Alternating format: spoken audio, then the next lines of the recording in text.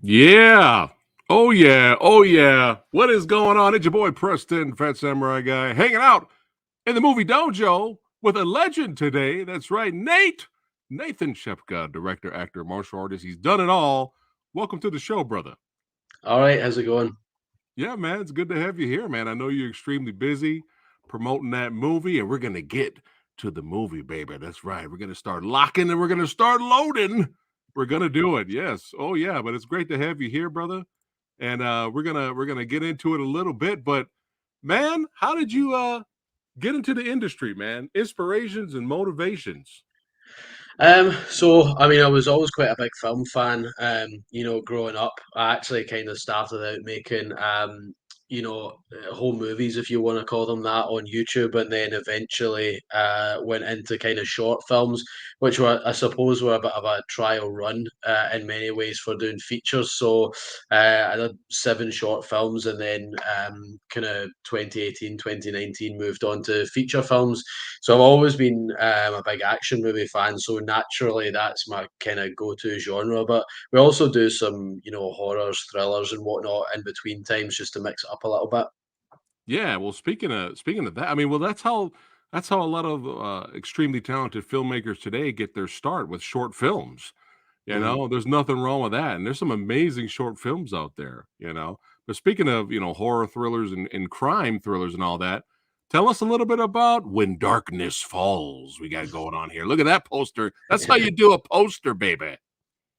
Yeah, no, the artwork is quite nice. I can't take credit for that. That was a distributor, yeah, When Darkness Falls was actually a film that we shot kind of during the latter half of lockdown in late 2020, and it's sort of based on or inspired by a 1970s British movie called And Soon the Darkness, which two British girls went on a cycling holiday in rural France. They remade it, I think, I can't remember the year, but it had Carl Urban and Amber Heard in it, so they remade it in the States as well. But we kind of flipped that around a bit, and it's two American girls that go a hiking holiday in the Scottish Highlands, and one of them goes missing. So it's kind of playing into that kind of old-fashioned thriller type thing. It's quite slow burn. It's quite twisty, especially towards the end, and it kind of builds, I think, quite well towards the end. But we wanted to do a bit of an old-fashioned pot boiler, and obviously the Scottish Highlands provides quite an interesting backdrop. Because what we're kind of, it's obviously picturesque and beautiful, but we were fascinated with playing with the idea of the total isolation and what happened if you were out there in the middle of nowhere and Yeah. something went wrong, kind of thing. So Copy that, man. But yeah, this looks good. This looks good, man. I'm definitely gonna have to check it out. And there's my man right there. There's my brother. That's right, pulling out the piece. But yeah, man, that's cool. That's awesome that you have a plethora of different genres you're playing around with, thrillers and crime, action, and all that kind of stuff. Martial arts. That's what it's all about. That's right. Spreading yeah. your wings, man. Having fun, being creative. Telling your story. That's what it's all about, man. Yeah. Being a storyteller. But yeah, I definitely have to check this. Where can we watch this? So that's on VOD and DVD in the States. So it's on Amazon, Tubi, Vudu, Peacock, and a few others. And then it's just been released in the UK. So in the UK, it's on Amazon, Sky Store, and what have you. Nice. There you go, guys. Everybody watching right now. There we go. T Virus in the house saying hello, Fat Samurai guy. Good to see you. Oh, yeah, yeah, yes. There you go. Oh, you're almost at 30K. Yeah, I appreciate you the support. Thank you so much, my friend. Yes, the channel's on the rise. We're on the rise. We're working hard. But it's what the channel's all about is our love for action movies and martial arts and talking about it and spreading it and getting the word out there. And that's why it's kind of pretty awesome to have this podcast where we could talk to these talented filmmakers like Nate here, and we can get into it and spread the word. Now, when I saw this movie right here, what? Holiday Monday, baby. Oh yeah, when I saw this movie right here, which you guys can watch right now, it's actually on Tubi. This movie made me smile, my friend. It made me smile, and I was kind of like, "This was my introduction to you." So when I Yeah. when I saw the movie, I was like, was like, wait a minute. I think this guy likes what I like. I was like, I'm getting the 80s action vibes and 90s action movie vibes here. Okay. I see what this guy's doing here, man. So yeah, I really enjoyed Holiday Monday with you and old Colin there. So I gotta ask, before we even get into that and then merge it into Lock and Load, what's some of your favorite action movies of the 80s and 90s, man? Oh, probably the original Rambo trilogy, Yes. Commando, absolute classic. I like a lot of the Chuck Norris, Charles Bronson canon movies as well. If you Yes. know, I Yes. guess Van Damme, Bloodsport, Kickboxer. Seagal was more 90s. Some Jackie Chan movies from the 80s, Police Story, Yeah. Die Yeah. Hard. I mean, the 80s were Predator. Actually, the 80s were probably the sort of peak of classic action movies. If you Yeah. compare it decade to decade, I would say 80s, maybe 90s. You got Lethal Weapon. There's just so much in there. Yes, yeah, there you go. The Predator poster right there, man. Representing Predator right there. Mhm. But I mean, see, we're brothers already. You said Chuck Norris, Charles Bronson, and Cannon Films. That's it. We're brothers. But yeah, I was definitely getting that vibe. I was definitely enjoyed this. This was a lot of fun, man. And for those of you that are watching right now, here's a little slice of Holiday Monday.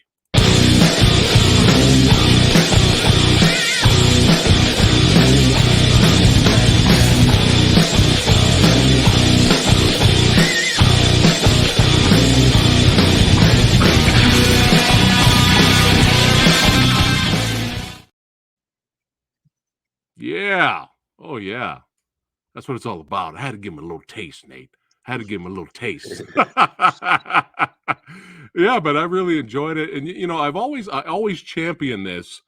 Some of the best action movies out there have great villains, you know. And how many action movies have you seen, Nate, where you don't even remember who the villain was? Well, that's the thing. I mean, I always say, I mean, it's probably not me that said it. I think it came from somewhere else. But an action movie is only as good as the bad guy. And I think if you do look at any of like the classic action movies, like like Lethal Weapon, Die Hard, Under Siege, whatever, the villains are always really strong. And I mean, it makes a better Bond movie as well if the Bond villains, good. It tends to heighten the movie. So I Yeah. always think it's quite important to give the audience a good bad guy, and you know, so I mean, personally, I've not played too many of them, but I always kind of say to people, if it's an action movie, go wild with it, do what you want, be a little bit over the top, whatever you want to do, kind of thing, because it's entertainment at the end of the day.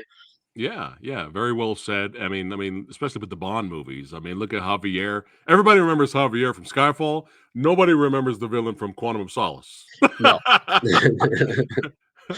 uh, but yeah, do you think around this time with Holiday Monday, do you think you saw yourself improving as a filmmaker and director? Because look at this beautiful shot here of our villain. Did you think like you're getting your hands dirty, you're diving in, full force, and you're just like, hey, I'm kind of getting the hang of this. Yeah, I mean, I think certainly Holiday Monday was our first feature, so it's a little bit rougher around the edges. When I look back on it, there's sort of some scenes where you're like, okay, that's not bad, and then there's other scenes where they've turned out really well. Some of the actions not bad in it, the shootouts and stuff like that. That was one that in our mind, because we do relatively low budget things, you're always trying to put as much money on screen as possible. So, you look for a progression there in terms of production value. And I think even going from Holiday Monday into Lock and Load, we wanted the look to be much more, visual, lots of bright colours, have some really nice lighting in there, that sort of teal and orange look. So as we progress, we kind of give each film a specific style or look for specific inspirations. Holiday Monday, we kind of just set out to make a kind of colourful looking 80s action movie, which is what Lock and Load is as well. But for us, it's always important to kind of have a progression in terms of quality, because ultimately everyone wants to get better at their craft, don't they? Yes, and that was a hell of a progression from Holiday Monday to Lock and Load, which we're going to get to in a little bit here. But man, I mean, speaking of rough around the edges, and you going all in, man, this bump you took in Holiday Monday, man, I was like, holy shit, Nathan's taking the director's taking bumps. This power bomb through the table and the glass. I was like, oh my goodness. And I love how you had an alternate camera angle so that we could actually see it was you that took that bump. I mean, was this a one take, one and done thing, or did you get slammed several times? No, I mean, sometimes we'll do the repeat angle thing, you know, because like Commando, it's that kind of cheesy 80s thing. I mean, it's probably a little bit outdated now, but if you're doing a throwback, but no, that was a one take thing. And actually, what had happened was the glass. So obviously, sugar glass or breakaway glass is made to spec, but it's very expensive. And I was over at a prop store near where I stay, and I can't remember what I was in there for. I think it was actually breakaway glass bottles, so they keep a load of those in stock.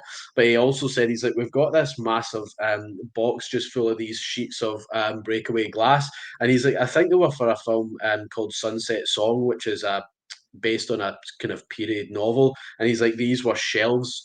He's like, but you know, they were left over from production, and I was like, yeah, I'll take them. So I took this huge box because they usually have springs in them and everything like that. So the glass sort of levitates in there, you know, floats a little bit like your kneecap just in the middle of the box. So it's usually the packaging's huge. But I took it and I kept it in storage until I could find something to use it on. And I was like, yeah. So actually, we used it for that.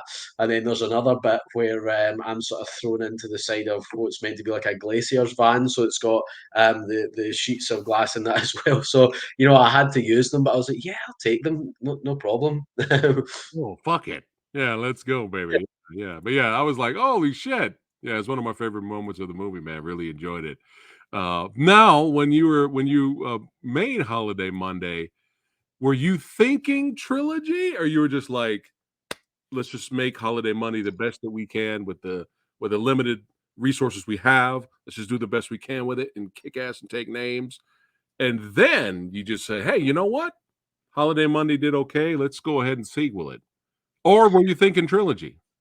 I mean, I think that there's certain films that you kind of know they're a one and done. So you know, if all the characters die in it, or if it's like when Darkness Falls is a kind of contained story, you would never really do a sequel to something like that. But Yeah. that's the idea for Holiday Monday kind of almost came from Die Hard with a Vengeance, whereby you have like an action film, the bulk of which takes place in one day, and the heroes kind of get progressively bloodier and the action gets a bit bigger towards the end. So as a loose kind of concept, I always thought, oh, there's probably, you know, waiting this for a sequel. And actually, I'd probably come up with the idea for Lock and Load, or how that was going to play out towards the end of post production on Holiday Monday. But it's like anything else, you know, you do get ideas for other, you know, installments. So again, I've already kind of got the third installment pretty much mapped out, and you know where, Sorry, and where we need I got to excited take it. there. I'm sorry about that. And what direction we need to take it in. But you know, I think sometimes you look at a film and you go, "Oh yeah, we could make another one of those. It's quite a cool idea." So yeah.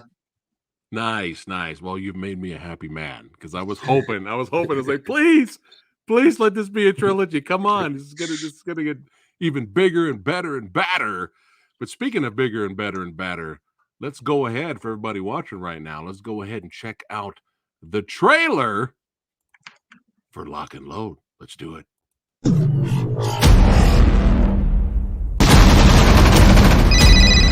So what's going on? Stokes is missing. I got a call around 8 a.m.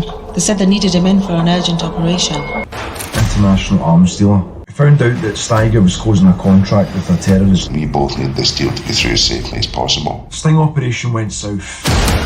Stokes went missing. We'll come looking for him.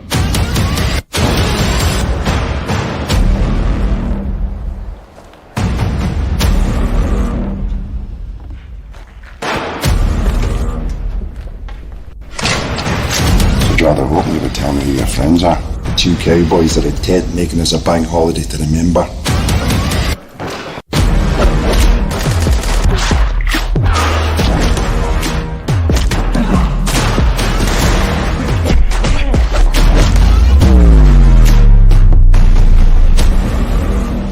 nice night to die. You first. Thought about moving the target closer.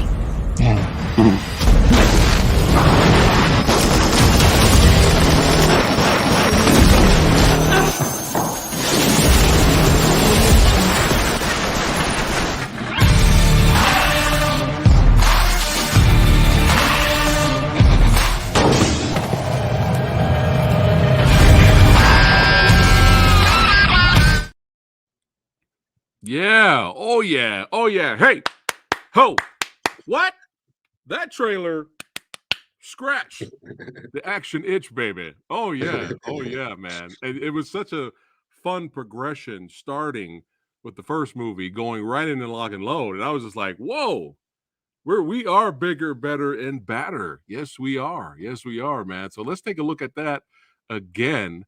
And by all means, we're going to share your behind the scenes. I know we can't talk spoilers, but because I want you guys to go out and see this movie, everybody watching right now. But yeah, we'll do a little behind the scenes fun. Definitely got to get into it here. Lock and load, man. Let's go ahead and watch this again. So how long did it take to make the film, Nathan? I think we shot for about 22, 23 days. Really? Yeah. That's Over the course. impressive. Yeah, I mean, I always say to Tom is a guy that I work with fairly regularly. So he wrote When Darkness Falls, but I always say to him, Tom, like time is important because like I know that a lot of people would crank it out in 12, 14 days, but you know, if you want that quality, then it's important to try and take the time and not make it feel rushed. I think we did shoot over a period of a good few months for logistics and you know, at the sort of indie level, you've got people's availability.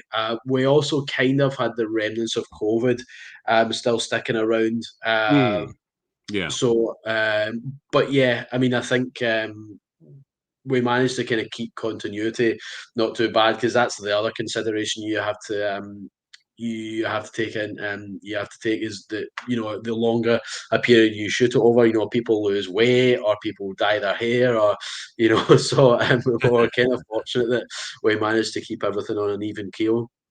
Nice. Now look look at this. This is the perfect shot right here. Look at Colin right there. Shout out to Colin and Mr. Agent Stokes, Graeme there. Yeah, shout out to those guys.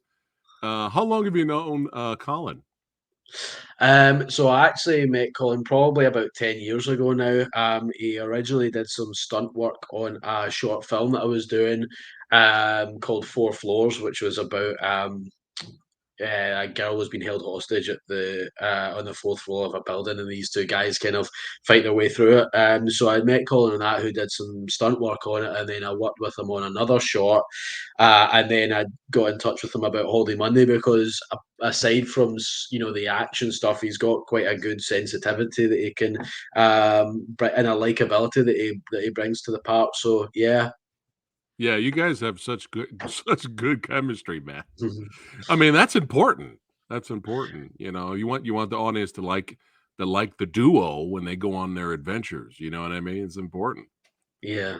But what I was impressed with, especially the first film, the gunplay, I was really impressed with because usually with smaller budgeted projects, they digitize the flashes and the flares, you know, the muzzle flashes of the guns, or they'll use something that kind of sprays out kind of fireworks type of. Yeah.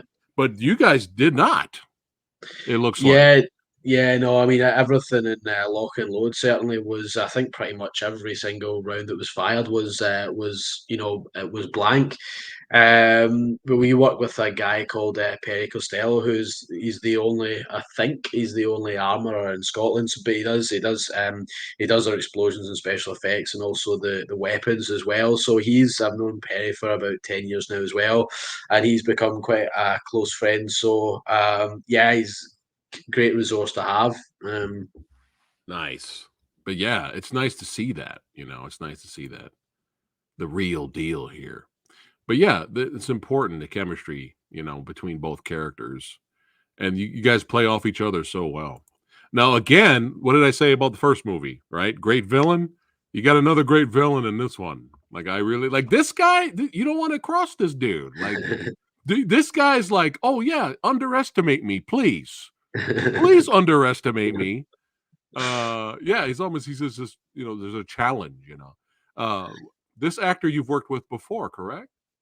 Yeah, so Tony's in When Darkness Falls for a little bit as well. So yeah, he plays the sort of disgruntled barman at the local pub, the very unhelpful barman that just looks upon everyone with disdain. But Tony's got a great voice and it's the eyes as well for for villainous characters. Yeah, Yeah, for I mean, sure. he kind of gets typecast as a villain, but if you're good at something, then you know. Yeah, there ain't nothing wrong with it. Where's this location right here? That was an airfield that I can't remember. I can't remember how I came across that, but it's sort of out in the middle of the countryside, maybe about half an hour, 40 minutes from where I stay. So it's like a privately owned airfield, as it is in the story, where people will come in and they'll house their planes in the hangars and then Yeah, go out and fly them. But they had some filming taking place in there before, so all the planes that you see in there, some of them had to get dragged out just because we had to have the center of the floor for filming. But all those other planes in there are just owned by flyers and people that rent the space at the airfield. yeah. Great location. Great location. Yeah. Look at those guns. Look at that. Look at that candy. You get a lot of candy in your movie, sir. That's right. There he is. There he is. Oh man. There he is. Stokes. I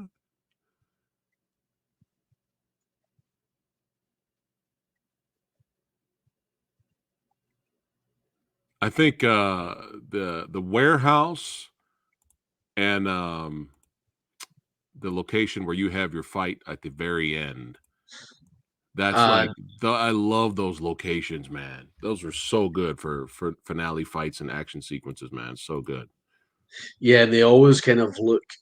They always production value wise, I mean that location basically kind of lights and dresses itself. You've got everything that you need there without bringing in too much. But I always think that those kind of increase the production value a little bit because any kind of bigger budget action movies tend to have a lot of industrial locations in them because they just seem interesting and dangerous, I suppose. Yeah, for sure. Yeah, for sure. You don't want to be end up in those kind of places. You don't know what's around the corner. You know what I mean? But martial arts. Did you learn on the fly, or you had a background? What's your martial arts background? I honestly just learned on the fly. I Yeah, mean, Dave that I'm fighting there, he's got, I think most of his life he's done martial arts, so he does everything from cage fighting you could he's tell too in this movie. You could tell what's the way he moves. yeah, and he's really skilled with weapons. So I mean, honestly, my anything that I know martial arts wise, literally I just learned from watching, Seagal, Van Damme, Chuck Norris. I Yeah, learned to do a sort of 360 by watching Van Damme. The Aikido throws and locks and stuff like that, I learned by yeah. watching Seagal. So I mean, I kind of choreograph a lot of the fights as well, so it feels second nature to me. I don't know how I would do in a street fight. If I was up some back alley and someone flicked a pocket knife on me, I'd probably call an Uber and get the fuck out of there. Yeah. Yeah, but no, but that's awesome. That's awesome that you're putting in the work, the effort to learn and get better and better and better. I mean, that's awesome. I mean, there's a lot of some of the best martial arts actors out there learned on the fly. They learned yeah, I as mean they Keanu Reeves and yeah, look at that. yeah. Keanu Reeves. Yeah. Yeah, for sure, for sure. Look at that. Oh, in the bread basket. Oh, that was a pretty good fight. But yeah, all these locations, man. All these locations, especially with Stokes's fight. And that's what I love about the movie is everybody has their chance to shine. You know what I mean? Like all the main characters have their fight. They have their big scene, which I Yeah. think is important. But yeah, look at this place. We throwing down here. I love your fight, Colin's fight, and Stokes's fight. All had different flavors. Yeah. Yeah. Stokes was probably a little bit more kind of down and dirty, and then Yeah. Colin, that's actually Colin's cousin, Laura, that he fights in the film, that plays the chess master. So it's got it's got an interesting dynamic as well. Oh, all right. How fun. How fun. But yeah, this was some good beat downs. Look at you go, Nathan. Look at that drop kick. Yeah, this location's great. And I love the lighting here, man. Was it hard to shoot and light in this area? So I Or think, pretty yeah, I mean, obviously you've kind of got slight inconsistencies, especially in the Scottish weather, where you get 4 seasons all in the one day, sometimes in the 1 hour. But actually, I think it stayed fairly consistent throughout this day. So we just we lit the inside and then kind of let the windows get blown out. But I'd said to Dave, the first fight, because we have two in the film, I quite like those little teaser fights. You know, like Dolph Lundgren versus Jet Li in the first Expendables, where it lasts a few seconds, but you know, then later on, shit's going to go down. The first one's kind of centered around the table, and some quirky stuff with the table. But then the main fight, I said to him, I was like, look, I just sort of thought, let's just have this in a room, almost like an arena. You know, like it's the end fight in kickboxer or something like that. You know, no gadgets, no props, no yeah. flying through walls. Let's just go for something um, Yeah. old school. Mano y mano. Let's do it. Yeah. But yeah, this is a great fight. And yeah, does she have a Taekwondo background? Because she did a lot of kicking. Yeah. Laura's background's in Taekwondo, as far as I know. So yeah, I mean, she can kick crazy high. Well, shout out to Laura, man. She did a great job. But this shot here, when I was watching the movie, the way she did the kick and the way you filmed the action, I was like, ooh, more of that. More of that, because it was so good. Like that. Like that's just perfect, man. Like Yeah. just so good. And we champion that here on the channel. We talk about it all the time here. Like, please just show the goddamn action. Just show the action. Stop with the shaky cam. Stop with the quick cut editing all over the place. You know, you could just show it. You know, yeah. I'm not a big fan of the shaky cam or the quick cuts either, because it always to me just says that you're trying to hide something. I mean, I know that those that was made popular by like the Bourne movies and whatnot, and those are good movies, and they work for that set of films. But to me, I've always kind of preferred the. I know that the Bourne movies you feel like you're in the action, but this is obviously the kind of 80s throwback. So doing that style in here wouldn't have worked. I Yeah. prefer just to be able to kind of go wide and show the actors doing it for themselves. Yeah, no, that you nailed it. You know, no, the Bourne movies are good. The first three are great stories with great characters that can get you through it. But when Paul Greengrass took over, it's just because the action's filmed pretty good in the first Bourne. But when Paul Greengrass took over, he was trying to do something realistic with the shaky cam, and there's a lot of defenders for that time for his style. But for me, being a martial arts movie fan, you know, growing up in the 80s and 90s, it was really frustrating because you're so invested with the characters of the Bourne movies, you're so invested with the story that you're like the action is the bonus, it's like the cherry on top. Yeah. And it's just like, oh, the cherry is covered with little shit. It's all right. I'll eat it, I guess. You know, so it's kind of like, you know, but just show the action. There's nothing wrong with being creative with the camera work, right? But still, you got to show the stunt men and women and the martial artists do their thing like that. You got to show it. And speaking of camera work, I was like, look at Nathan go.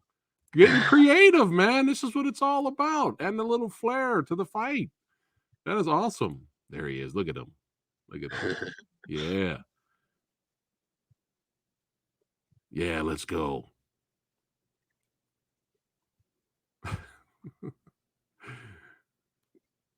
Did you really blow up that house there? Or was it just like the outside of it there? Yeah, so I mean, no, obviously the explosives were set pretty close to the door, but that was actually an Airbnb or like a holiday rental. We've got a really, really, I shouldn't be saying this actually on a live stream, but we've got a It's really fine. bad habit of wrecking those places, and you go in and you think it's fine, we'll clear up everything exactly the way it was, and inevitably you never really do. That was on top of a hill, that house, and you can actually see the glass. Obviously, the front of the house is all glass, but you can actually see it shake when the explosion goes off. So I think it was pretty damn close to breaking the window. But the problem was the wind ideally would blow away from the house. But as soon as that explosion happened, the wind was coming towards the house. So literally all the debris and whatever flooded straight back into the house. And the whole place was covered inside and out.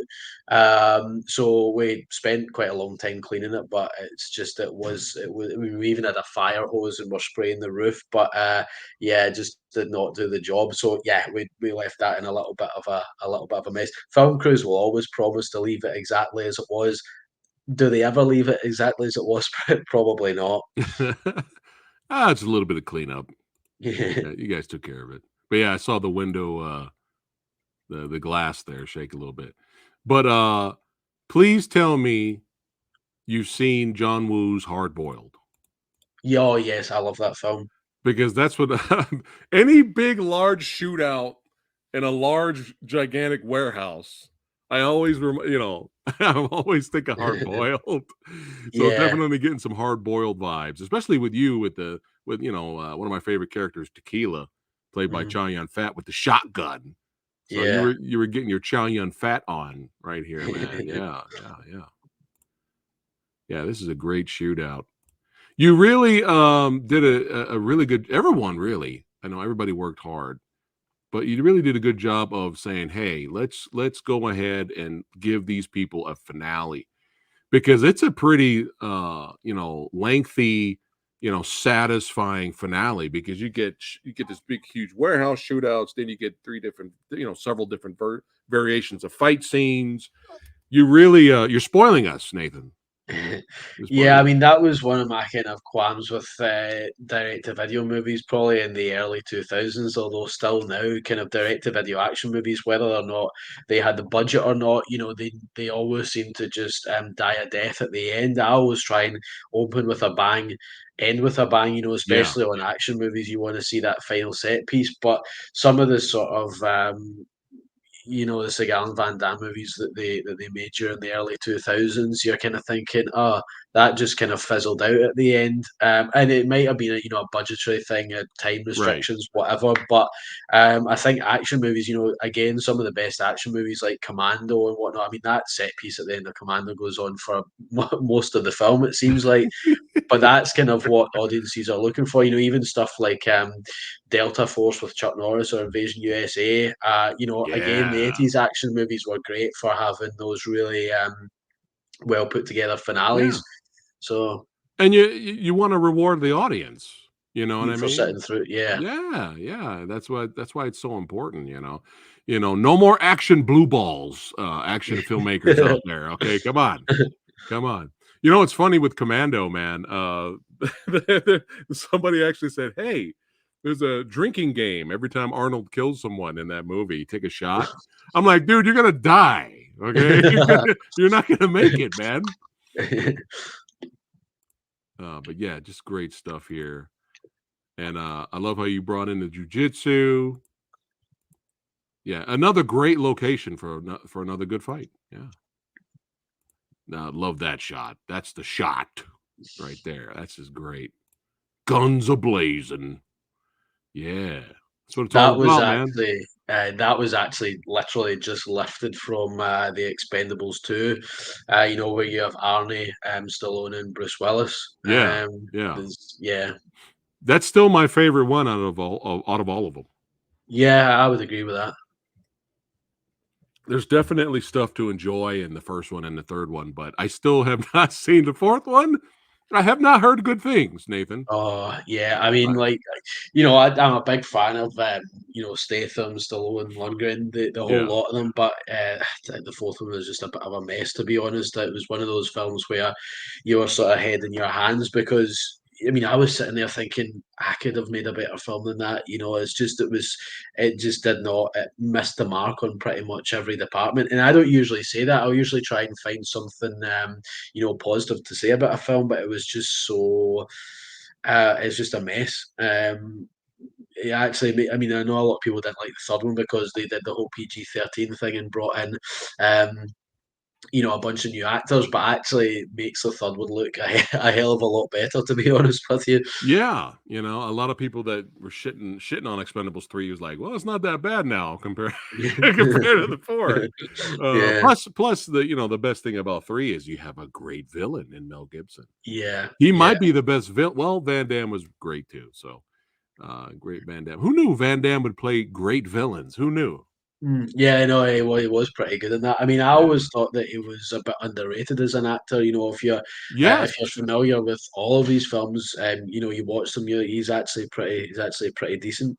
Yeah, for sure, for sure. I mean, obviously, when JCVD came out, everyone everyone was like, "Oh shit, he can act." But Yeah. us hardcore fans knew that before JCVD came out. But yeah, love this shot. This is what it's all about: getting the gang together, having fun. Bringing us the action, the martial arts.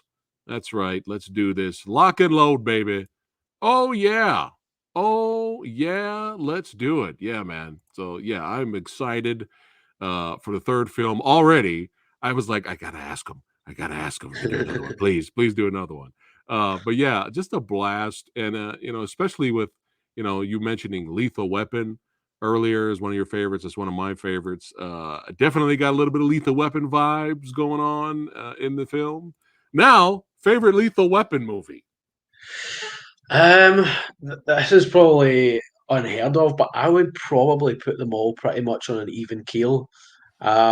Just about. I reckon. I mean, one is a classic. Obviously, it's the kind of one that Yeah. started it all. But I mean, in terms of franchise consistency, every installment's pretty damn good. The fourth one, I know a lot of people, but the fourth one's great. I mean, you've got that It's great fun.